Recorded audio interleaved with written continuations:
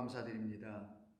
우리가 하나님을 우리의 아버지로 부를 수 있는 영원한 은혜에 대한 이야기를 날마다 들려주심으로 우리가 아버지의 사랑과 은혜를 받은 자, 긍휼을 날마다 입은 자들로 살아가고 있음을 아버지를 통해서 알게 해주시니 참으로 감사하옵나이다.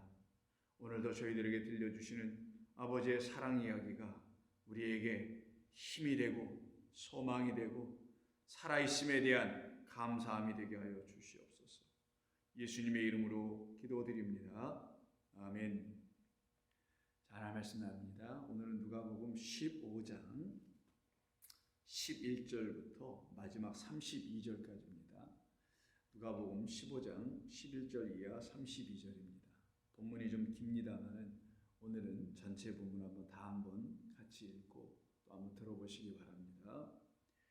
또 이르시되 어떤 사람에게 두 아들이 있는데 그 둘째가 아버지에게 말하되 아버지여 재산 중에서 내게 돌아올 분깃을 내게 주소서 하는지라. 아버지가 그 살림을 각각 나누어 주었더니 그 후 며칠이 안 되어 둘째 아들이 재물을 다 모아가지고 먼 나라에 가 거기서 허랑방탕하여 그 재산을 낭비하더니 다 없앤 후 그 나라에 크게 흉년이 들어 그가 비로소 궁핍한지라. 가서 그 나라 백성 중 한 사람에게 붙여 사니 그가 그를 들로 보내어 돼지를 치게 하였는데 그가 돼지 먹는 주염 열매로 배를 채우고자 하되 주는 자가 없는지라. 이에 스스로 돌이켜 이르되 내 아버지에게는 양식이 풍족한 품꾼이 얼마나 많은가. 나는 여기서 주려 죽는구나. 내가 일어나 아버지께 가서 이르기를 아버지 내가 하늘과 아버지께 죄를 지었사오니 지금부터는 아버지의 아들이라 일컬음을 감당하지 못하겠나이다. 나를 품꾼의 하나로 보소서 하리라 하고 이에 일어나서 아버지께로 돌아가니라. 아직도 거리가 먼데 아버지가 그를 보고 측은히 여겨 달려가 목을 안고 입을 맞추니 아들이 이르되 아버지 내가 하늘과 아버지께 죄를 지었사오니 지금부터는 아버지의 아들이라 일컬음을 감당하지 못하겠나이다 하나 아버지는 종들에게 이르되 제일 좋은 옷을 내어다가 입히고 손에 가락지를 끼우고 발에 신을 신기라. 그리고 살찐 송아지를 끌어다가 잡으라. 우리가 먹고 즐기자. 이 내 아들은 죽었다가 다시 살아났으며 내가 잃었다가 다시 얻었노라 하니 그들이 즐거워하더라. 맏아들은 밭에 있다가 돌아와 집에 가까이 왔을 때 풍악과 춤추는 소리를 듣고 한 종을 불러 이 무슨 일인가 물은데 대답하되 당신의 동생이 돌아왔음에 당신의 아버지가 건강한 그를 다시 맞아들이게 됨으로 인하여 살찐 송아지를 잡았나이다 하니 그가 노하여 들어가고자 하지 아니하거늘 아버지가 나와서 권한대 아버지께 대답하여 이르되 내가 여러 해 아버지를 섬겨 명을 어김이 없거늘 내게는 염소 새끼라도 주어 나와 내 벗으로 즐기게 하신 일이 없더니 아버지의 살림을 참녀들과 함께 삼켜버린 이 아들이 돌아오매 이를 위하여 살찐 송아지를 잡으셨나이다. 아버지가 이르되 예 너는 항상 나와 함께 있으니 내 것이 다 내 것이로되 이 네 동생은 죽었다가 살아났으며 내가 잃었다가 얻었기로 우리가 즐거워하고 기뻐하는 것이 마땅하다 하니라. 아멘. 자, 오늘은 새로운 본문인 누가복음 12장 방금 우리가 함께 읽은 본문인 11절 이하 32절에 걸쳐서 우리 주님께서 비유의 말씀 중에서도 아주 길게 말씀하신 본문의 말씀을 우리가 이제 접하게 됩니다. 누가복음 15장에는 여러분들에게 이미 말씀을 나눴던 것처럼 세 가지의 연속된 비유에 대한 이야기가 있었죠. 우리가 이미 그 앞에 두 비유에 대한 이야기를 살펴보았습니다. 먼저는 잃은 양을 찾아 나선 목자에 대한 이야기였고요. 두 번째는 잃은 드라크마를 찾아낸 그 한 여자에 대한 이야기였죠. 그리고 세 번째는 바로 어떤 한 사람에 대한 이야기인데 그 사람이 바로 알고 보니 여기 본문에서 아버지라고 합니다. 그러니까 어떤 아버지에 대한 이야기인 것이죠. 그래서 이 본문도 아버지에 대한 이야기로 우리가 들을 수가 있으리라 생각합니다. 그런데 여러분들도 이 본문은 수차례 여러 번에 걸쳐 아니 수십 번씩이나 여러분의 신앙생활 가운데서 많이 들어보시고 또 읽어도 보시고 또 설교도 해보시기도 하신 분도 아마 있으리라 생각이 듭니다. 우리 그리스도인들에게는 아주 익히 잘 알려져 있는 대표적인 비유의 말씀 중에 하나이죠. 우리 크리스천들에게만 아니라 이 이야기는 아마 크리스천이 아닌 사람들에게도 아마 알려져 있지 않을까 하는 그런 말씀이기도 합니다. 그런데 이 본문이 우리 그리스도인들에게 기독교 2000년 전통 속에서 어떤 본문으로 우리에게 전해지고 알려졌냐면 제가 갖고 있는 성경에도 보니까 소제목으로 잃은 아들을 되찾은 아버지의 비유다라고 되어 있습니다. 그래도 이것은 그나마 이렇게 소제목을 다른 제목들과 좀 다르게 정했는데요. 여러분들이 아마 이 본문을 들으신 수많은 지난 신앙의 생활 삶에서 아마 이 이야기를 탕자의 비유 이야기를 아마 들으셨으리라 생각이 됩니다. 저도 그랬었고요. 아마 거의 대부분의 아니 거의 100%에 가까울 정도로 모든 그리스도인들은 이 본문을 처음에 전부 다 탕자의 이야기로 아마 들었을 것이라 생각합니다. 탕자, 말 그대로 타락한 한 아들에 대한 이야기로 들려졌을 거라 생각이 되죠. 그것은 일찍이 기독교 전통 속에서 이 본문을 그렇게 해석해 왔기 때문인 것이고요. 탕자의 이야기라는 어떤 비유라는 말씀으로 소제목을 성경에다 적어 놓게 되었던 것은 그렇게 이 본문을 탕자의 관점에서 바라보았기 때문이죠. 즉 이 재산을 다 탕진했다고 하는 이 아들의 관점에서 이 본문을 보았기 때문일 것입니다. 그래서 이 본문은 탕자와 같은 우리 인간들을 향한 하나님의 사랑의 이야기, 긍휼의 이야기, 기다리심의 이야기. 그래서 아버지께서 기다리고 계시니 그 아버지께로 돌아오라는 그런 메시지로 아마 이 본문은 많이 사용되고 또 그렇게 적용하여 그리스도인들에게 설교가들을 통해서 또 가르치시는 성경 교사들을 통해서 전해졌을 것이라 생각이 듭니다. 저는 이 본문을 그렇게 바라보는 관점이 잘못됐거나 틀렸다고 말하지 않습니다. 그렇게 보실 수 있습니다. 맞습니다. 그런데 15장에 있는 이 세 개의 연속된 비유는 전부 다 다음과 같은 공통 분모를 전부 다 갖고 있다는 것을 먼저 우리가 한번 살펴보게 되면 그 관점의 변화가 일어날 것이라 생각이 됩니다. 자, 15장 첫 번째 비유에 보시면 우리 주님께서 이렇게 비유로 말씀합니다. 4절 너희 중에 어떤 사람이 양 100마리가 있는데 그럼 그 사람은 목자겠죠. 그래서 첫 번째 비유에서 어떤 사람이라고 얘기하고요. 두 번째 비유인 드라크마 비유에서도 또 8절에서 어떤 여자가 라고 한 어떤 여자를 얘기합니다. 전부 다 어떤이라는 말이 붙어 있죠. 근데 나중에 알고 보니까 어떤 사람은 첫 번째 비유인 잃은 양의 비유에서는 목자를 말하는 것으로 어떤이 답을 갖게 되고요. 어떤이라는 건 아직 답이 없는 거잖아요. 무엇이란 뜻이니까. 그 누구인가라는 뜻이니까요. 그런데 두 번째도 마찬가지로 어떤 여자? 도대체 어떤 여자일까? 그냥 드라크마 하나 잃어버린 여자일까? 결혼의 빈폐물로 그 은전 10개를 받았던 그냥 한 평범한 여자에 대한 이야기일까? 알고 보니 그 어떤이라는 이 여자는 이제 규명이 됐었죠. 바로 우리 한 사람 한 사람 그리스도의 신부 되어 있는 우리라는 것을 이 어떤이라는 여자 안에 담아놓고 그 어떤을 우리로 하여금 발견하게 하시려고 하셨던 것이죠. 그래서 첫 번째 비유에서도 목자를 발견한 겁니다. 바로 선하신 목자 여호와 하나님을 이 이야기를 통해서 발견하게 하려고 했던 거고요. 그리고 두 번째는 그 신랑, 우리 영원하신 신랑이신 우리의 짝 되신 우리와 함께하기를 그렇게 원하셨던 우리 그리스도 하나님, 그리스도 예수의 짝이 되어 있는 사람들, 그들을 누구라냐면 그리스도의 신부요 교회라고 하는 것이죠.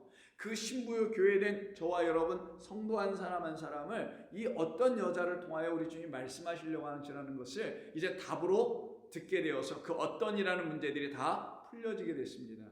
마찬가지로 세 번째 비유에서도 우리 주님은 어김없이 일관성을 가지시고 이 세 번째 비유도 이렇게 11절에서 시작하시죠. 또 이르시되 어떤 사람에게 두 아들이 있는데 라고 합니다. 그럼 여기서도 어떤 사람에 대한 이야기를 하는 거네요. 근데 그 사람은 두 아들이 있으니 당연히 아버지이겠죠. 그런데 이 아버지는 어떤 아버지일까 그럼? 이것이 바로 이제 15장 마지막 세 번째 부분은 11절부터 32절에 걸쳐서 우리에게 가르쳐 주려고 하는 아버지죠. 물론 여러분들 이 아버지를 하나님 아버지, 하늘에 계신 우리 아버지로 분명히 생각하시고 보시리라 생각이 됩니다. 곧바로 그런 대답을 일찍이 믿음의 신앙의 여정 속에서 여러분들이 다 갖고 계시기 때문에 여러분의 하나님이 아버지 하나님이시라는 것을 알고 있기 때문에 그렇게 곧바로 취하여 이 본문을 읽어 나갈 수 있다라고 저는 생각을 합니다. 그런데 오늘은 저와 여러분들은 그러면 정말 여러분들이나 제가 생각하는 이 어떤 사람이라는 그 아버지가 여러분과 저에게 진짜 영원하신 하나님이라는 그 아버지가 되어 계신지, 우리가 생각도 이렇게 해서 이 아버지는 하늘에 계신 그 우리의 창조주 되시는 아버지시지라고 이렇게 대답을 또 생각을 하셨더라면 정말 진정 그 하나님이 여러분들에게 아버지가 되어 계신지를 살펴봐야 될 필요가 있지 않을까요? 확인받아야 되지 않을까요? 확신해야 되지 않을까요? 바로 그런 차원에서 이 본문을 우리가 읽어야 한다고 생각이 되는 겁니다. 그래서 말씀드린 대로 첫 번째 비유에서의 관심사는 잃은 양에 있는 게 아니었던 거고요. 그 잃은 양을 찾아 발견하려고 나갔던 그 어떤 사람, 목자이신 여호와 하나님에 대한 이야기요, 우리 주 예수 그리스도에 대한 이야기를 이야기하고 있었던 거예요. 우리 주님은. 두 번째도 마찬가지입니다. 그 어떤 여자라는 것은 바로 그 여자가 잃어버린 드라크마도 중요하지만 그 드라크마를 반드시 다시 찾아 발견해 넣어주신, 바로 그것이 첫 번째 비유에서 멸망당할 아들로 이 땅에 오신 세상 죄를 지고 가는 어린 양, 그 어린 양이 우리라는 성도 교회 안에서 발견되지 않고 잃어버린 상태가 되면 우리는 다시 멸망으로 떨어져 저주 아래 있는 자가 되는 것이라는 걸 깨달아 알게 된 그 여자인 그 교회는 바로 그 잃은 드라크마라는 잃은 양을 그리스도를 다시 발견해야 된다는 것을 이야기하는 것이죠. 그러기에 이 두 번째 비유에서도 초점은 성도인 여자와 신부인 우리 성도들인 교회를 놓고 말씀하고 계시다라는 것을 우리가 알 수가 있게 됩니다. 세 번째 비유 또한 마찬가지입니다. 이렇게 다시 돌아온, 아버지께로 돌아온 소위 탕자라고 일컬어져서 우리에게 탕자로 이해되고 있는 이 둘째 아들의 돌아옴, 아버지께로 다시 돌아오는 그런 이야기, 이 이야기가 이 세 번째 비유의 중심된 핵심의 말씀이라기보다는 먼저 우리가 살펴봐야 될 것은 이 본문에서도 우리 주님께서 11절에서 어떤 사람, 그 아버지에 대해서 초점을 맞추고 계신 것을 이 본문을 통해서 우리가 보게 되었으니 우리의 눈과 우리의 이 마음 또한 이 아버지를 향하여 집중해야만이 이 본문을 통하여 우리 주님께서 우리에게 비유로 말씀해 주시려고 하는 본뜻, 그 숨겨진 그러나 모든 믿는 자들에게는 알려지기로 되어 있고 드러나기로 되어 있는 생명의 말씀을 우리가 들을 수가 있기 때문인 겁니다. 먼저 우리는 이와 같은 틀을 좀 다시 가질 필요가 있죠. 그래서 전통적인 해석은 바로 탕자라는 둘째 아들에 집중했었고요. 그리고 또 다른 해석은 진짜 탕자는 이 집으로 돌아왔던 이 둘째 아들이 아니라 이 집에 함께 아버지와 함께 있었으나 정말 이 둘째 아들이 아닌 첫 번째 아들이 사실은 잃어버린 아들이라고 해서 그 아들에게도 조명하고 있는 그것이 이 본문 전체에서 말씀하려고 하는 아주 핵심적인 것은 아니라는 거예요. 먼저 우리가 알아야 될 것이 무엇이냐? 우리가 먼저 발견해야 될 것이 무엇이냐? 그와 같은 아들들을 다시 되찾으러 하시려는 바로 우리입니다. 하나님의 아들들인 우리들을 다시 되찾으러 하시려는 그 아버지의 마음이 담겨있는 그 이야기, 이 비유를 우리 주님을 통하여 다시 듣게 될 때 우리의 온통 시각과 눈은, 우리의 초점은 아버지께로 향하게 됩니다.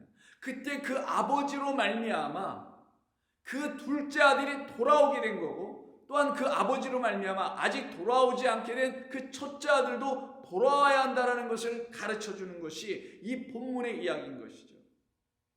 그러니 우리는 먼저 목자와 그 여자와 그리고 이 아버지로 중심되어서 우리 주님께서 말씀하시는 말씀을 알아들어야만이 그 목자가 왜 잃은 양 멸망당한 그 99으로 여전히 남아있는 그들이 진짜 잃어버린 양이라는 걸 알게 되며, 그 잃은 드라크마 하나를 여전히 잃어버린 상태로 갖고 있게 되면은 바로 그 여자가 성도가 아니요, 교회가 아니요, 신부가 아니라는 것을 지적하여 가르쳐 주려고 하는 것이며, 더 나아가서 이 둘째 아들이 중심된 핵심의 말씀이 아니라 그 아버지로 말미암지 않고는 결단코 이 아들은 돌아올 수 없다라는 걸 가르치려고 한다는 거예요. 한번 생각을 해보세요. 아버지가 그 집에 계시지 않은 이 아들이 돌아올 수 있을까요? 여러분 한번 놓고 생각해 보죠. 여러분들이 지금 타양에서 삽니다. 미국이라는 곳에서 사시잖아요. 근데 한국의 아버지가, 어머니가 다 돌아가셨어요. 일가 친척도 없습니다. 한국에 어딜 여행을 가신다 하더라도 여행으로 호텔에서 지내거나 어떤 관광지에서 지내실 수 있을지 모르지만 아버지의 집으로 가실 수는 있나요? 그러지 못하겠죠. 왜? 아버지가 살아계시지 않으니까, 어머니가 살아계시지 아니하니까 그 집으로 갈 수가 없어요. 왜? 그 집이 없으니까. 그 집이 없다라는 건 그 집의 주인 대신, 주제 대신, 만유의 주인 대신 아버지가 그 집에 안 계시기 때문인 거잖아요. 그래서 이 아들이 돌아올 수 있게 됐다라는 것은 자기의 힘과 능과 깨우침으로 돌아오거나 반성해서 돌아오거나 회개해서 돌아오는 게 아니라 아버지가 아직 살아계시기 때문에 들어오는 거예요. 근데 이 아버지는 하늘에 계신 우리 아버지시니 아직 살아있는 그런 계신 하나님이 아니라 영원토록 살아계신 아버지이시기 때문에 우리는 돌아갈 본향이 있게 된 그런 축복의 백성들 아닌가요? 그런 은혜의 백성들 아닌가요? 그래서 우리의 관심은 우리가 이 본문을 읽을 때 이 본문을 통하여 우리 주님께서 말씀하시고자 하는 그 의도를 온전히 깨달아 알길 원한다면 우리는 이 본문이 아버지를 향하여 있다는 것을 알고 읽어야 되는 것을 여러분에게 먼저 말씀을 드리려고 합니다. 그래서 이 본문 15장 11절 이하 32절에 걸친 말씀은 총 4번에 걸쳐서 여러분들과 나눠보려고 대략적인 어떤 계획을 제가 좀 갖고는 있습니다. 또 어떻게 바뀔지 모르겠습니다만은 첫 번째 오늘 말씀 나누는 것은 전체적인 개괄적인 것을 말씀을 나눌 거고요. 두 번째도 아마 그럴 것이라고 보며 세 번째, 네 번째는 좀 더 그 안에 있는 메시지들, 이 안에 있는 말씀들, 특별히 번역에 약간의 문제가 있을 수 있거나 혹은 문제라기보다는 우리로 하여금 이 우리 주님이 무엇을 말씀하시려고 하는지 그 의도를 명확하게 다 표현해내지 못하고 전달하지 못할 수밖에 없는 그런 번역의 부분들을 살펴보면서 혹은 어떤 단어와 용어들이 나오는데 그 용어가 우리에게 그냥 겉으로 들을 때는 그 말 자체로만 들을 때는 우리가 오해할 수 있는 충분한 여지를 갖고 있는 그런 말들도 있거든요. 그런 부분들을 하나하나 구체적으로 살펴봐 가면서 우리가 앞으로 4번 정도에 걸쳐서 이 본문을 여러분들과 함께 나누려고 합니다. 오늘은 전체적인 것을 한번 보려고 합니다. 자, 이 이야기를 다시 한번 정리를 해보죠. 이런 이야기죠. 어떤 아버지에게 두 아들이 있다고 합니다. 자, 이 아버지에게 두 아들이 있는데 그 중에 둘째 되는 아들이 아버지에게 자기에게 물려주기로 되어 있는 유산을 미리 달라고 합니다. 그리고 그 유산을 상속받고선 어떻게 합니까? 집을 떠나갑니다. 그리고는 그 집을 떠나갈 때 그냥 떠나가지 않고요. 자기가 받은 그 유산을 다 처분하고 정리해서 현금화 시켜가지고 돈을 가지고 떠나가게 되겠죠. 그래서 그 돈을 가지고 가서 타양, 먼 나라에 갔다고 되어 있어요. 먼 나라에 가서 그곳에서 그것을 허랑방탕하게 다 아버지의 그 재산을 낭비해 버리게 됩니다. 그리고는 낭비한 것으로 끝나지 않고 하필이면 그가 간 그 먼 나라에 흉년이 갑자기 또 들어오네요. 우리 예수님은 지금 어떤 것을 목적하여 허랑방탕하게 재산을 다 낭비하는 것으로 말씀하시는 어떤 의도가 안에 있을 것이고요. 또한 흉년이 갑자기 들어 그가 궁핍해지는 어떤 상황으로 우리 예수님은 이 이야기를 지금 비유로 만들어가고 계시다는 것을 여러분이 느끼시면서 같이 읽어볼 필요가 있겠죠. 그리고는 돼지들이나 먹고 있는 어떤 주염 열매를 먹고자 하는데 주염 열매로 배를 채우고자 하되 주는 자가 없어요. 그러면 주염 열매를 먹었다라는 거예요? 안 먹었다라는 거예요? 못 먹었다라는 거겠죠. 자, 이런 얘기로 계속 이야기됩니다. 그리고는 17절 이하서부터 19절 3절에 걸쳐서 일종의 그 둘째 아들의 독백 같은 이야기가 있습니다. 독백이라는 건 혼자 자기가 마음으로 생각하는 걸 이렇게 말로 내놓는 거죠. 극 중에서 사용하는 표현이잖아요. 바로 그와 같은 내용이 있는데 보니까 내가 여기서 이렇게 굶어 죽을 것이 아니라 가만히 생각해 보니 나에게 아버지가 계시지. 근데 그 아버지 집에는 품꾼도 많고 먹을 양식도 많은데 내가 여기서 왜 이거 굶주려 죽어야 될 이유가 뭐가 있나. 비록 내가 아버지께로 돌아갈 면목은 없지만 그래도 살려면 돌아가야 하지 않을까? 내가 할 수 있는 유일한 지금 곳과 장소는 아버지 집밖에 없고 내가 선택할 것도 그거밖에 없지 않는가요? 그가 집으로 돌아가기를 결정을 합니다. 그러나 집에 가려고 하는 그 마음에 19절을 보니까 이런 마음을 갖고 있어요. 18절서부터 나는 도저히 하늘과 아버지께 죄를 지었기 때문에 아버지의 아들이라 일컬음을 받을 자격이 없는 사람이니 그냥 아버지 집에 품꾼 중에 하나, 일꾼 중에 하나, 종들 중에 하나로 나를 그냥 여겨만 주시면 좋겠습니다. 라고 하여 그 아버지 집으로 일단 가기로 결심을 하고 떠나가죠. 근데 그 아버지는 이미 먼 데서부터 아들이 오는 것을 발견하고는 뛰어나가서 그를 영접하고 끌어안고 끌어안고 키스하고 그리고 그에게 새 옷을 입히고 가락지를 끼고 신을 신기죠. 아들이라는 것을 다시 확인해 주는 그런 과정이죠. 그리고는 24절에 이르기까지 요 마지막 24절에서 그 아들을 위해서 큰 잔치를 열게 됩니다. 그때 이 아버지가 하는 말이 이 내 둘째 아들은 죽었다가 다시 살아났으며 내가 잃었다가 다시 얻었기 때문에 그러니 우리 그들과 함께 우리 즐거워하자라고 이야기합니다. 그리고 나머지 25절부터 32절은 둘째 아들이 아닌 첫째 아들에 대한 이야기로 전환해 나가십니다. 이 모든 상황을 전혀 알고 있지 못했던 그 맏아들 첫째 아들은 밖에 들에 나가서 일을 하고 있었기 때문이었거든요. 그가 집에 돌아와 보니 뭔가 분위기가 이상해요. 무슨 축제 분위기고 잔치 분위기고 기뻐하고 모든 사람들이 막 화기애애하는 분위기입니다. 무슨 일인가 의아해서 묻죠. 왜 물었냐면 자기는 이런 걸 한 번도 경험한 적이 없었기 때문이에요. 이 아버지하고 그렇게 오랫동안 아버지 밑에서 순종하며 아버지의 명대로 다 모든 거 하면서 일하며 살아왔음에도 불구하고 단 한 번도 아버지와 함께 이렇게 즐겁게 먹고 마시고 즐겁게 기쁘게 이 안에서 살아간 적이 없었던 아들이라는 걸 말하는 거예요. 그래서 이가 놀래서 말하는 거예요. 그랬더니만 그 종 중에 하나가 말하길 당신의 동생이 집나 같은 동생이 돌아왔더니만 그 아들을 놓고 지금 아버지가 기뻐서 이렇게 만찬을 준비하고 소를 잡고 등등 해서 이렇게 지금 즐거워하고 있는 시간을 갖고 있다라고 하니 그 아들이 첫째 아들이 기분이 아주 심히 상하여 집으로 그냥 자기 방으로 들어가려고 합니다. 그때 아버지가 그 모습을 보고 나와서는 그 맏아들 첫째 아들에게 말을 해주기를 29절 아버지가 나와서 권한대 아버지께 대답하여 이르되 내가 염려 없거늘 여러 해 아버지를 섬겨 어김이 없이 다 순종했거늘 내게는 염소 새끼라도 주어 나와 내 벗으로 즐기게 하시니 없더니 지금 아버지의 살림을 참녀들과 함께 다 삼켜버린 이 아들이 돌아오니 이를 위하여 살찐 송아지를 잡으셨나이다. 섭섭하다는 거죠. 한마디로 말하면은 그런 얘기를 지금 하는 거예요. 그때 아버지가 하는 말이 예, 너는 항상 나와 함께 있지 않더냐? 그 말은 내가 갖고 있는 모든 것은 다 내 것이잖아. 뭘 섭섭해하니? 그러면서 32절이 이렇게 결론을 맺죠. 이 말로 맞춰집니다. 이 내 동생은 죽었다가 살아났으면 내가 잃었다가 얻었기로 우리가 즐거워하고 기뻐하는 것은 지극히 당연한 것이고 마땅한 것이다 라고 그 큰아들에게 이야기해 줍니다. 그때 이야기를 큰아들이 듣고 그래 아버지 말씀이 옳습니다 라고 하여 아버지의 말씀에 순종하여 그 잔치자리로 들어갔다는 얘기로 예수님은 더 말씀하지 않으세요. 그런 얘기는 여기서 있지 않다라는 거예요. 이 아들이 어떻게 했을지는 지금 공간으로 여백으로 지금 남겨놓고 있다라는 것을 우리는 이 본문을 통해서 알 수 있습니다.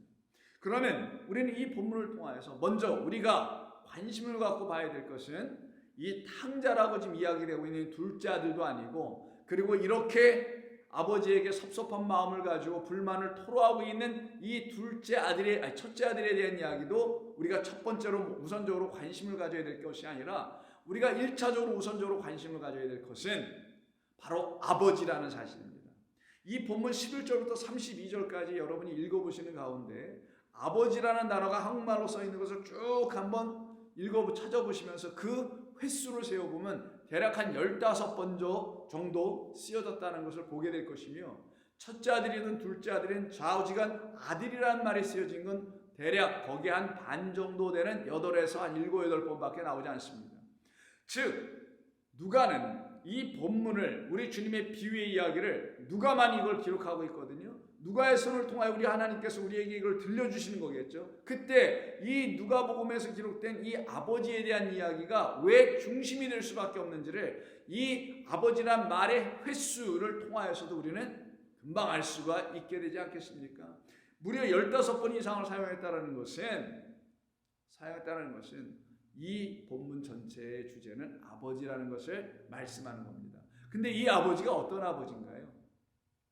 바로 이 아버지는 그 둘째 아들에게는 영원토록 변함없이 이와 같은 나조차에게도 문을 여시고 환영하고 영접해 주시는 자비의 아버지, 긍휼의 아버지, 나를 불쌍히 여겨주시는 아버지, 결국은 은혜의 아버지라는 사실을 이 본문을 통하여, 이 비유의 이야기를 통하여 우리 주님은 그와 같이 은혜의 아버지를 온몸과 마음과 영혼으로 아직 깨닫지 못하고 만나지 못하고 있는 어떤 사람들을 향하여 말씀하여 주심으로 그들도 이제는 이 둘째 아들처럼 영원하신 은혜의 아버지 하나님을 이렇게 만나야 한다는 것을, 다른 말로 하면 그 영원하신 은혜의 아버지는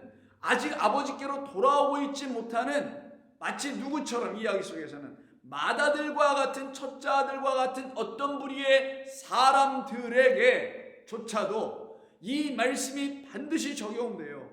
그들이 곧 아버지를 온전히 알게 되어야 하며 그 아버지로 말미암아 이제 내가 아들이 되어야 한다는 사실을 깨우쳐 주시려고 하시는 은혜의 이야기를 담아놨다는 것을 여러분은 놓쳐서는 안 되는 겁니다. 성경 어디를 펴도 어디를 읽어도 하나님은 사랑이시라는 것을 여러분이 아실 겁니다. 어디를 읽어봐도 하나님은 사랑이시라는 사실을, 은혜의 하나님이라는 사실을 여러분들 매 순간순간마다 바라보시고 깨닫게 되실 겁니다. 그런데 정작 문제는 뭐냐? 그 하나님이 여러분에게 은혜의 하나님이 되어 계신가라는 게 문제인 겁니다. 그 하나님이 정말 사랑의 하나님이신지를 여러분이 알고 있냐는 것이죠. 다른 말로 하면 그 하나님이 여러분에게 부어주신 은혜가 여러분에게 있는지를 알고 있냐는 것이죠. 하나님의 사랑이 여러분들에게 왔다 갔다 있다 사라졌다는 그런 사랑이 아니라 영원히 단 한 번에 이루어졌기 때문에 떠나갈 수 없는, 여러분 안에 마치 못이 박히도록 박혀있는, 떠날 수 없는, 여러분에게서 사라지거나 잊어버려지거나 잃어버려질 수 없는 그런 사랑으로 여러분들이 지금 갖고 계신지, 누구로 말미암아, 누구로부터요?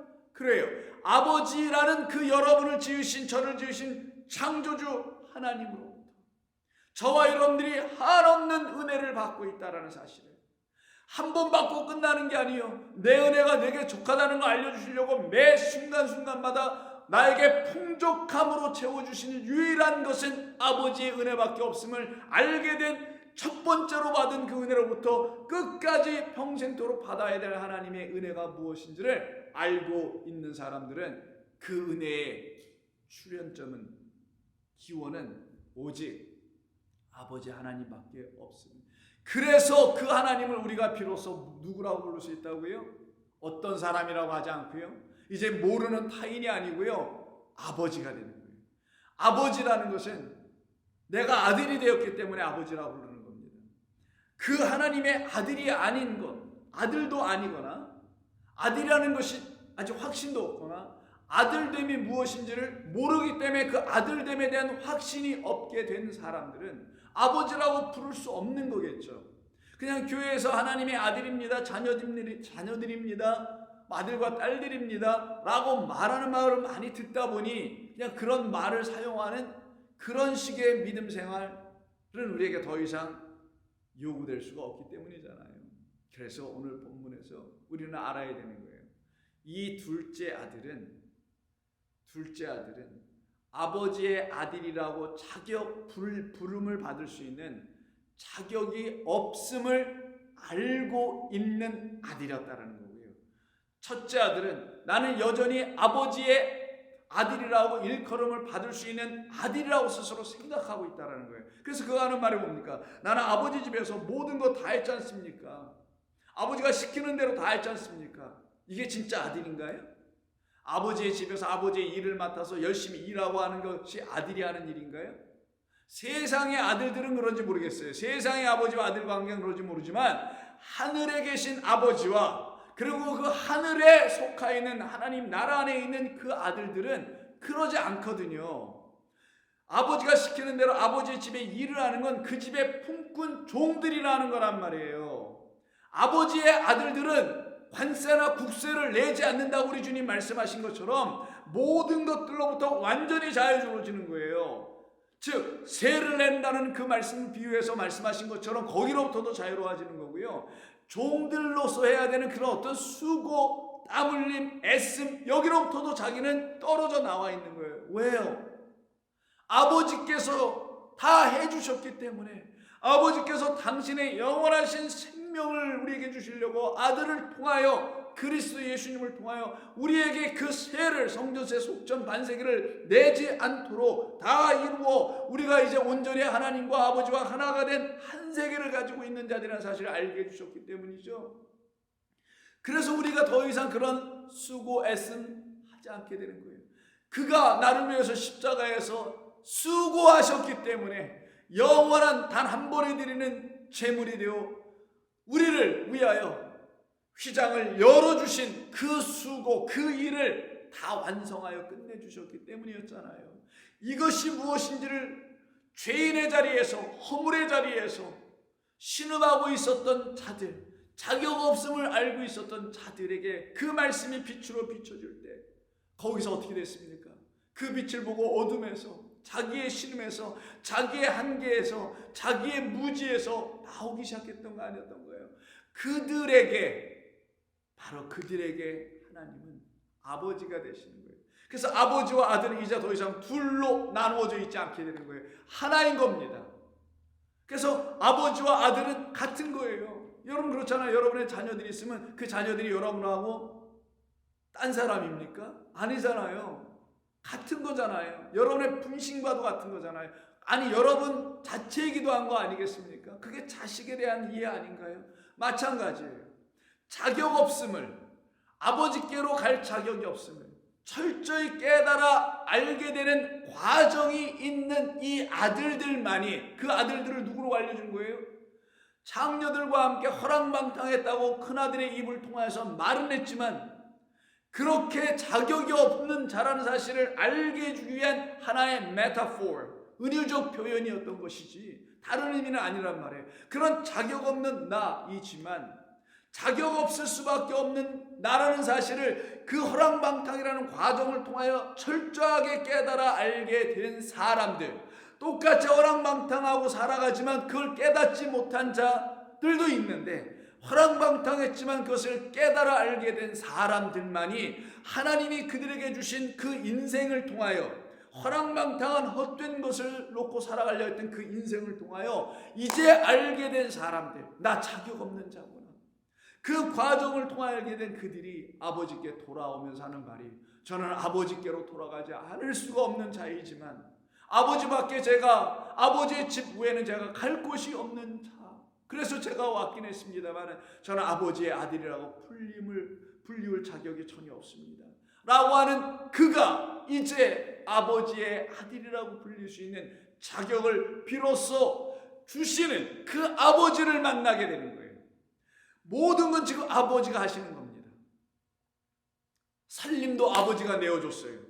재산도 아버지가 떼어줬습니다. 유대 율법에 근거하면 아버지가 살아있을 때 재산을 미리 달라고 할 수 있는 것은 허락이 됩니다. 근데 그 재산을 처분하고 현금화시키는 것은 그 아버지가 살아있을 때는 못하게 되어 있는 거예요. 반드시 그 아버지가 죽은 이후에만 그걸 처분하고 떠날 수 있는 거예요. 그런데도 불구하고 이 아들은 그러지 않고 그걸 처분하고서 떠났던 그런 불효자식 아니었었습니까? 불안당 같은 아들이었었죠. 그럼에도 불구하고 이 아버지는 그와 같은 아들을 향하여 살아계신 하나님이라는 아버지를 가르쳐주는 우리 주님의 이 메시지 전체 안에서 여전히 그 아들에게는 살아있는 아버지가 된 거예요. 만약에 이 아버지가 살아계셨을 때 재산을 처분하고 간 이 죄를 저질렀던 이 아들에게 기다리다 이 아버지가 만약에 세상을 떠난 것으로 우리 예수님이 이야기를 그렇게 다른 차원의 이야기로 바꿔서 말씀하셨다면 이 아들은 갈 곳이 없는 자가 되는 겁니다. 아까 말씀드린 대로. 그런데 우리 주님은 그렇게 이 비유를 그런 식으로 만들어 끌고 가지 아니하시고 그 아버지는 끝까지 영원토록 이 아들을 기다리시고 그리고 기다리시려면 살아계신 아버지가 되어야 된다는 걸 이 말씀 안에 담아놓으신 거예요. 제 말씀이 무슨 뜻인지 아시잖아요, 여러분. 우리 영원하신 아버지 하나님은 말 그대로 영원하신 분입니다. 영원토록 살아계신 하나님인 거예요. 그래서 이 아들들만 가는 거예요. 그 아버지께. 어떤 아들들? 그 영원토록 살아계신 아버지로 말미암아 살아난 자들만 가는 거예요. 죽었다가 살아났다고 그러는 거예요. 그래서 죽었다가 살아난 그 아들들만 그 아버지께로 가는 거예요. 왜? 그 아버지가 살아 계시기 때문에, 산자들의 하나님 되시기 때문에. 그래서 이 아들은 그런 아버지가 계시기에 갈 수 있었던 거예요. 우리라는 아들들도 영원토록 살아계신 생명의 아버지 하나님이 계시기에 우리는 그 본향을 향하여 갈 수 있는 자들이 되어 있는 거라는 겁니다. 만약 그 아버지가 살아계신 아버지가 아니면 우리는 갈 데가 없는 거고 갈 수도 없어요. 이 땅에서 그냥 유리방황하다가 탕자처럼 말 그대로 살다가 죽을 것입니다. 그러나 하나님께서는 저와 여러분들에게 은혜를 주시는 거예요. 아니야, 나는 살아있어. 나는 살아있단다. 난 지금도 살아서 너를 향하여 역사하고 있단다. 난 지금도 너를 섬기고 있단다. 나의 섬김, 나의 사랑이란 섬김, 나의 손길이 닿는 그 따뜻한 섬김을 너를 향하여 계속 지속적으로 공급하고 있는 나는 너의 아버지란다. 여러분, 여러분의 하나님이 이런 하나님이십니다. 저의 하나님이 바로 그런 하나님이시기에 제 눈에 우리 하나님은 이렇게 보여줄 수밖에 없고, 그래서 이 하나님이라는 영원한 아버지 때문에 탕자와 같은 저와 같은 사람도 돌아갈 아버지의 집이 비로소 있음을 알게 돼요. 그때 마음에 평안이 오기 시작한 겁니다. 기쁨이 오기 시작한 겁니다. 안도감이 오기 시작한 거죠. 이게 바로 안식인 거예요. 아버지 집에 거할 곳이 많도다라는 그 말씀이 저와 여러분에게 위로가 되지 않습니까? 어떤 특정 한두 사람만이 가는 것이 아닌 많도다라는 말에 탕자3, 탕자4 이 둘째 아들과 똑같이 되어가는 수많은 사람들이 있지 않을까요? 그러나 이 마다들은 어떻게 합니까? 이 아버지에 대해서 겉으로 입으로 아버지라고는 부르지만 진정 아직 그에겐 아버지가 되어 있지 않다라는 것을 알려주기 위해서 30절에서 다음 같은 말을 담아놨는데 우리말 번역에서는 문화적 어떤 이유 때문인지 그걸 해석하지 않았더라고요. 30절. 아버지의 살림을 창녀들과 함께 삼켜버린 이 아들이 돌아오매 이를 위하여 살찐 송아지를 잡으셨나이다 라고 합니다. 이때 이 아들이라고 우리 말로 번역이 되어 있잖아요. 이라는 말도 있고 아들이라는 말도 있어요, 본문에는. 그런데 원문에 있는 한 단어, 중요한 단어를 하나 번역을 하지 않은 게 있어요. 아들 먼저 나와 있고요. 그리고 번역하지 않은 말이 뒤에 있고 맨 뒤에 이것이라는 말이 있어요. 그럼 그게 뭐냐? 아들을 수식하는 말인데 당신의 아들이었던 거예요. 당신이라는 말이 여기 들어있습니다. 그럼 이 맏아들은 아버지라고는 부르지만 그를 뭐라고 불렀던 거예요? 영어로 보면은 you, your 이렇게 불렀다는 거잖아요. you라고 부른다는 건 뭡니까? 당신이라고 부른다는 거죠. 하나님을 앞에 놓고 아버지를 앞에 놓고 한번 생각해 보세요. 일단 아버지를 놓고 당신이라고 부르는 우리 한국 사람들 있어요? 없죠? 우리는 문화적으로 그게 안 됩니다. 그래서 여기서 우리 한국말 번역은 아마 그걸 못하셨던 것 같아요. 이해합니다. 그러나 우리가 이 원문으로 다시 바라보자고요. 보니 유가 있어요. 이 유는 무엇을 의미하냐? 먼저 싹수 없는 아들이라는 것을 의미하는 게 아니에요. 저런 놈이 아버지라고 또 유라고 불러, 이런 말을 하는 게 아닙니다. 이 본문에서 이 맏아들이 아버지를 유, 당신의라고 했던 것은 아직 그에게는 아버지인 것 같아 보이지만, 자기 스스로는 아버지라고 부르지만 그 아버지를 당신, 곧 타인으로 보고 있다는 거예요. 그 아버지가 자기가 되어 있으면, 자기가 또한 그 아버지와 같음을 이제 알게 되었더라면, 누구처럼? 이 둘째 아들처럼 더 이상 당신이란 말, 타인이란 말, 자기 밖에 있는 어떤 존재로 부르지 못했을 거예요.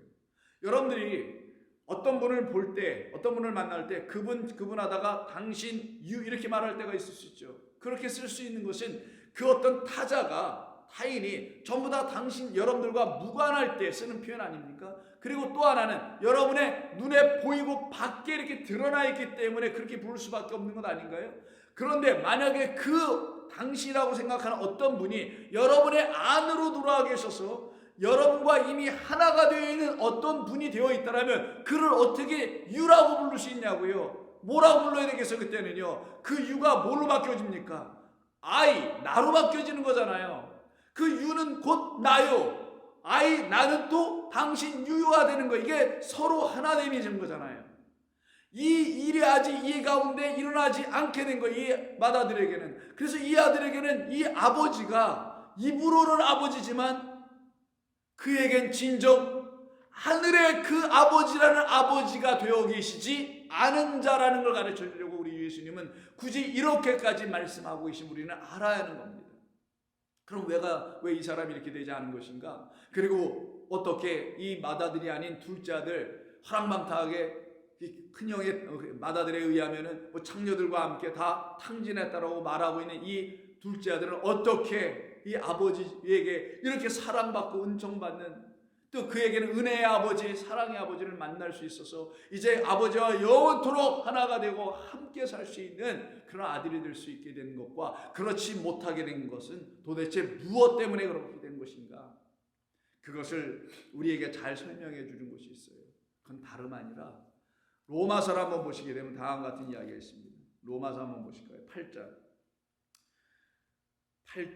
13절부터 볼까요? 너희가 육신대로 살면 반드시 죽을 것이로되 영으로서 몸의 행실을 죽이면 살리니 무릇 하나님의 영으로 인도함을 받는 사람은 곧 하나님의 아들이라. 그러면 하나님의 영으로 인도함을 받지 못하고 있는 자가 이 본문을 통해서 보니까 누구예요? 아버지라고 부를 수 없는 아들이 된다는 것은 아들이 하나님을 더 이상 하나님이라고 부르는 게 아니라 아버지라고 부르는 거예요. Heavenly Father, 하늘에 계신 우리 아버지라고 하는 것처럼요. 그런데 이들이 만약에 하나님의 영을 받지 않고 하나님의 영으로 인도함을 받지 못한 자들이면은 그들은 하나님의 아들이 될 수 없으니 그 아들들이라고 스스로 말을 하나? 그게 지금 바울이 지금 이 편지를 쓸 때 유대인과 헬라인이 함께 모여 있는 바로 그 로마 교회를 향해 쓴 거잖아요. 그들 중에 유대인들을 향해 지금 말을 하고 있는 거란 말이에요. 당신들이 입으로 하나님을 아버지라고 말하긴 하나 당신들은 여전히 아직 그 영으로 만약에 인도함을 받지 못하고 있다면, 성령으로 인하여 다시 거듭난 일이 없더라면 당신들은 입으로는 아버지라고 하나님을 부를 수 있어도 그 하나님의 아들은 안 되지. 너희는 이유가 있어요. 다시 무소하는 종의 영을 받지 아니하라. 그러면 하나님의 아들들이 되지 못하게 하는 건 종처럼 살고 있기 때문이라는 거예요. 아들이 갖고 있는 그 신분을 잊어버리고 종의 신분을 가지고 사는 종들만이 갖고 있는 영은 말이니 종들에게만 주는 말이 있어요. 그 집주인이 종들에게 이거 해라 저거 하라 할 때 명령하듯이 말하는 그런 말만 갖고 있는 자들이 바로 하나님을 아버지라고 부를 수 없고 주인님이라고 말할 수밖에 없는 종들이다라는 거예요. 그래서 바울이 더 이상 그와 같은 말을 갖지 말라라는 거예요. 그래서 8장 전체가 뭡니까? 너희들을 죄와 사망에서 해방케 하는 성령의 말씀, 그 법을 들어야 한다고 얘기하는 거예요. 그 법을 듣고 그 말씀을 듣는 자들은 더 이상 두렵고 무섭고. 왜? 우리 주인이 하라는 대로 내가 제대로 한 거야 이거? 내가 하나님의 말씀대로 이거 제대로 한 거야 라고 유대인들이, 히브리인들이 이 하나님의 말씀을 그 하나님 주신 명령으로 생각하고 내가 제대로 오늘 잘 지켰나? 오늘 하루의 삶은 괜찮게 한 건가? 라고 하여 두렵고 무서워하는 종들처럼, 그 주인이 하라는 대로 제대로 못한 건 없나 하고 종들처럼, 종이 갖고 있는 말, 이 말을 종의 말로 갖고 있지 말라는 거예요. 하나님의 말씀은 아들이 가져야 되는, 아들들에게 주신 말씀이니 아들들은 모두 괜찮은 거니까, 아버지가 아들을 볼 때 실수하고 잘못해도 다 괜찮은 것처럼 그 대신 이 말씀을 가지고 나에겐 아버지가 계시구나, 나는 살아계신 나의 아버지가 나를 기다리고 있구나라는 것을 이 말씀을 통하여 들려주시는 하나님의 영 성령으로 인도함을 받으면 더 이상 이 말을 종들의 말로 갖지 않고, 명령으로 갖지 않고, 아들들이 가져야 될 말, 영인 은혜의 말로, 약속의 말로, 다 이루어졌다물의 말로 갖게 될 것이다. 그들을 누구라고 하냐? 종이었음에도 불구하고 내가 너 이제 아들로 만들어줄게, 내가 아들 삼아줄 거야 라고 하여 양자의 영을 받았다라고 하는 거예요. 양자 삼아줬다라고 하는 거예요. 그리고 그때 그 영을 받은 자들이, 성령을 받은 자들이 자기가 이제 자격 없음에도 이 둘째 아들처럼 본문에서 아버지께로 갈 수 있는 자, 그래서 비록 그때 뭐부터 말해요? 여러분들 어린아기가 이제 말을 입을 떼어서 엄마 먼저, 그래서 엄마인지 만지 뭐 이렇게 정확하게 말하면 안 되고 그냥 뭐 이렇게 하잖아요. 그러다가 엄마 손에 터져 나온 다음에 두 번째로 그들이 또 배우는 단어가 뭡니까? 아빠 아닙니까? 즉 이제 막 자기의 아빠가 누군지를 알고는, 저분이 진짜 내 아빠구나, 나한테 잘해주는 거 보니까 기저귀도 갈아주고 먹을 것도 주고 하는 거 보니까, 그래서 그를 뭐라고 그러냐? 아버지, 아버님 그럽니까? 어린애기가? 안 그러잖아. 뭐라고 불러요? 아빠, 영어로 daddy, 이게 아빠라고 부르죠. 마찬가지예요. 그래서 그같이 양자의 영을 이제 막 받고 양자가 되게 하시는 하나님의 새 말씀, 영은 말씀이니 생명을 주는 그 말씀을 받고 종에서 하나님의 아들로 바뀌어진 그들은 이제 아장아장 걷기나 할 수 있을까? 이제 첫 말을 띄는 게 뭐예요? 아빠라고 부를 수밖에 없는 거예요. 그래서 바울은 뭐라고 하냐? 우리가 이제 하나님을 하나님이라 부르지 않고 아빠, 아버지라고 부르짖느니라. 이게 아바, father, 아바, 아버지. 요즘 번역은 다 아빠라고 했지만 아빠라고 드디어 부를 수 있는 어린아이와 같은 자가 되는 겁니다. 아버지를 절대적으로 의존하는 그와 같은 어린아이. 아버지의 말을 명령으로 듣지 않고 아버지의 모든 말을 사랑의 말로 들어, 아버지의 모든 말을 긍휼로 들어, 아버지의 모든 말을 나를 살려내고 나를 지켜주고 나를 인도하는 사랑의 말로 다 들어. 하나님의 모든 말씀을 선악으로 읽지 않아 은혜의 말로 다 들어. 그걸 갖다가 뭐라고 한다고요? 더 이상 율법으로 듣지 않고 명령 계명으로 듣지 않고 하나님께서 나를 그렇게 종에서 아들로 옮겨주시고 바꿔주시게 하기로 약속된 언약의 말씀으로 다 바꾸어 들려지게 되고 듣게 되는 자들이 되는 거예요. 성령이 친히 우리와의 영과 더불어 우리가 하나님의 자녀인 것을 증언하시니, 자녀이면 또 상속자 곧 하나님의 상속자요 그리스도와 함께한 상속자니 우리가 그와 함께 영광을 받기 위하여 고난도 함께 받을 수 있게 되는 것이니라. 21절 그 바라는 것은 피조물의 썩어짐에 종노릇한 데서 해방되어 이제는 하나님의 자녀들이 갖게 되는 그 영광의 자유에 이르게 하는 것입니다. 이것이 바로 저와 여러분들입니다. 이와 같이 완전히 아빠, 아버지라고 부를 수 있는 그와 같은 하나님의 아들들, 이건 우리의 힘으로 된 것이 아니에요. 우리가 갖고 있었던 그 말들이 잘못 우리를 종의 신분으로 여전히 떨어뜨리게 하는 말이 되었더라면 마치 오늘 본문에서 그 맏아들 첫째 아들처럼 그렇게 반응할 수밖에 없게 돼요. 여전히 종의 신분, 아들인 게 분명히 맞는데도 종의 신분으로 살아가. 우리 모두가 하나님의 아들들인데도 불구하고 여전히 종으로 살아가려고 하는 이 세상의 그 어떤 사람들과 크게 다를 수 없는 자들이 되는 것입니다. 이와 같은 우리들을 향하여 우리 주님 말씀하는 거예요. 갈라디아서 4장 6절에서도 똑같이 얘기합니다. 5절부터 볼까요? 율법 아래 있는 자들을 속량하시고 우리로 아들의 명분을 얻게 하려 하심이라. 너희가 아들임으로 그리고 하나님이 그 아들의 영을 우리 마음 가운데 보내사 아빠 아버지라 부르셨느니라. 그러니 이렇게 이제 그 아들, 둘째 아들 얘기하는 겁니다. 돌아와서 그분 아버지를 보니 그분이 자기에게 진짜 아버지인 것을 알기 시작하게 되는 것이죠. 그래서 우리 주님도 이 세상에 보내심을 받고 오셔서 이 세상에서 창녀들과 세리들은 그 죄인들과 함께 이 땅에서 아버지의 이야기를 다 그들에게 들려주시고 이제 아버지께로 다시 돌아가는 이야기가 있죠.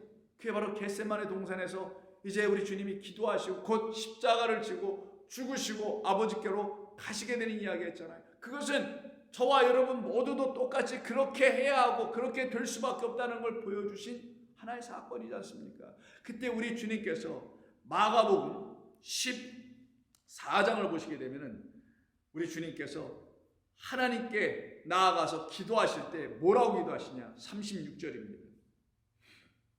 이르시되 아빠 아버지여 아버지께서는 모든 것이 가능하오니 이 잔을 내게서 옮기시옵소서. 그러나 나의 원대로 마시옵고 아버지의 원대로 하옵소서. 이때 우리 주님이 예수님께서 하나님을 아빠 아버지라고 부릅니다. 왜요?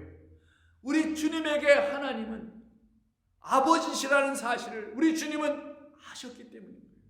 그 주님이 먼저 이렇게 아빠 아버지라고 불러주시는 일이 없었더라면 곧 우리 또한 그렇게 부를 수 없게 됐겠죠.